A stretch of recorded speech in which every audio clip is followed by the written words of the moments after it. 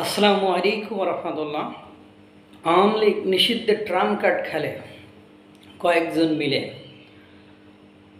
বিদেশ থেকে কেউ উস্কানি দেয়, সেই উস্কানিতে এদেশের কিছু লোক হেদায়েত জ্ঞান ভুলে লাফালাফি শুরু করে দেয়। হাসনাত আবদুল্লাহ সাথে যদিও সেনাবাহিনীর কথা হয়ে থাকে, তা হাসনাত আবদুল্লার সাথে হওয়ার কথা না, হওয়ার কথা এনসিপির আহ্বায়ক নাহিদ ইসলামের সাথে। সেটা না হয়ে কেন হাসনাত আবদুল্লার সাথে হবে? আর যদি হয়েও থাকে 11 তারিখে হয়েছে, সে কেন 20 তারিখে এসে পোস্ট করে? তাও পোস্ট কখন করে?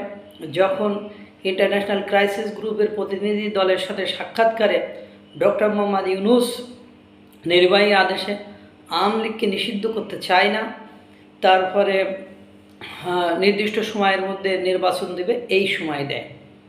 এরপরে ছাত্র সমন্বয়ক এবং ছাত্র সমন্বয়ক থেকে উপদেষ্টা হওয়া আসিফ মাহমুদ, তিনি ডক্টর মোহাম্মদ ইউনূস এবং সেনাবাহিনীকে মুখোমুখি দাঁড় করিয়ে দিতে চান। অর্থাৎ মানে একটা গ্রুপ, সেটা আন্তর্জাতিক পর্যায় থেকে ষড়যন্ত্র করে হোক, যেভাবে হোক, তারা বাংলাদেশের সেনাবাহিনীটাকে ধ্বংস করতে চায়। এই সেনাবাহিনীর প্রধান ডক্টর ওয়াকারুজ্জামান সাহেব, তিনি, আপনি জানেন যে ক্রাইসিস মোমেন্টে কীভাবে সব কিছু হ্যান্ডেল করে সব কিছু সিচুয়েশন কন্ট্রোলে নিয়ে এসেছেন, এবং তিনি একটা সুষ্ঠু নির্বাচনের জন্য এবং গণতান্ত্রিক পরিবেশ বজায় রাখার জন্য আপ্রাণ চেষ্টা করে যাচ্ছেন এবং ধৈর্যের পরিচয় দিচ্ছেন। তার পেছনে ইলিয়াস, পিনাকি এবং তার সাঙ্গপাঙ্গরা, তাদের কিছু ভুইফোড় সংগঠন নতুন যারা তৈরি হয়েছে, তারা উঠে পড়ে লেগেছে।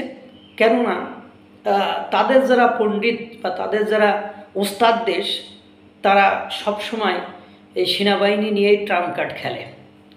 আর এই সেনাবাহিনী নিয়ে এই ট্রাম্প কার্ড, কারণ সেনাবাহিনীকে যদি অকার্যকর বা ব্যর্থ করা যায়, তাহলে এদেশে জঙ্গি সংগঠন থেকে, সন্ত্রাসী সংগঠন থেকে সকল কার্যক্রম নিজেদের ইচ্ছা মতো চালানো যাবে।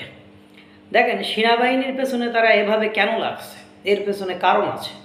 কারণ মানে ফেব্রুয়ারি মাসের ঘটনার পর থেকে সেনাবাহিনী এই যে সমন্বয়কদের উপদেষ্টা এবং তাদের যে পণ্ডিত বা তাদের যে অলি পীর আউলিয়া, তাদের যে পরামর্শদাতা, তাদের আর কোনো কিছু এক্সিকিউশন করতে দেওয়া হচ্ছে না। অর্থাৎ তারা আর কোনো কিছুই বাস্তবায়ন করতে পারছে না। এই জন্য দেখছে যে তাদের এই কর্মকাণ্ডের সামনে প্রথম এবং প্রধান ব্যারিয়ার হলো এই সেনাবাহিনী।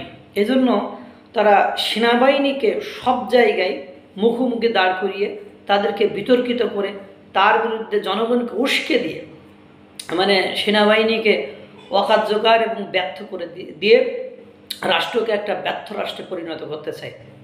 সেটা আপনারা পাকিস্তান দেখলেই বুঝবেন, পাকিস্তান একটা ব্যর্থ রাষ্ট্র। পাকিস্তানের এই সেনাবাহিনীর অবস্থান, ভূমিকা কি আপনারা সেটা জানেন।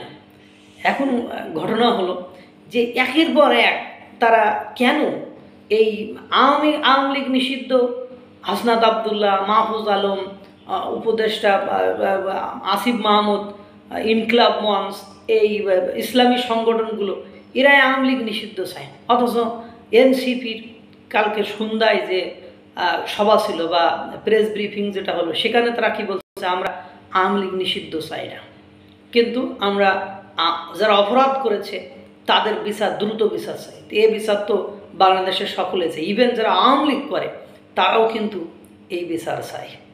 কিন্তু প্রশ্ন হলো, হাসনাত আবদুল্লাহর সাথে যদিও সেনাপ্রধানের কথা হয়ে থাকে, তো 11 তারিখের বিষয়টা 20 তারিখে এসে কেন রাতে স্ট্যাটাস দেওয়া হয়, এবং সেনাবাহিনীর সাথে তার বার্গেনিংয়ের কথা এতদিন কেন সময় লাগলো, এবং ওই একই দিনে কেন পিনাকি ভট্টাচার্য তার ফেসবুক স্ট্যাটাস দিয়ে বাইতুল মুকাররমে জড়ো হতে বলে?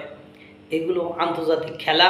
এই আন্তর্জাতিক খেলার মাধ্যমে বাংলাদেশকে একটা অকার্যকর ব্যর্থ রাষ্ট্র পরিণত করতে চায়। কিন্তু বাংলাদেশের সেনাবাহিনী তারা দেশপ্রেমিক, কারণ এ দেশের স্বাধীনতা, সার্বভৌমত্বের সবচেয়ে বড় প্রতীক হলো এই সেনাবাহিনী। আর এই সেনাবাহিনী যতক্ষণ তার মেরুদণ্ড সোজা করে রেখে শক্ত হাতে দমন করতে পারবে, ততক্ষণ পর্যন্ত কেউ এই রাষ্ট্রকে ব্যর্থ রাষ্ট্র হিসাবে পরিণত করতে পারবে না।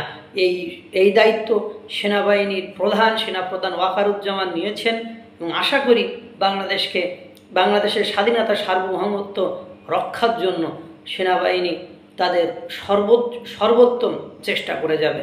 আল্লাহ তাআলা সকলকে ভালো রাখুক, সুস্থ রাখুক। আসসালামু আলাইকুম ওয়া রাহমাতুল্লাহ।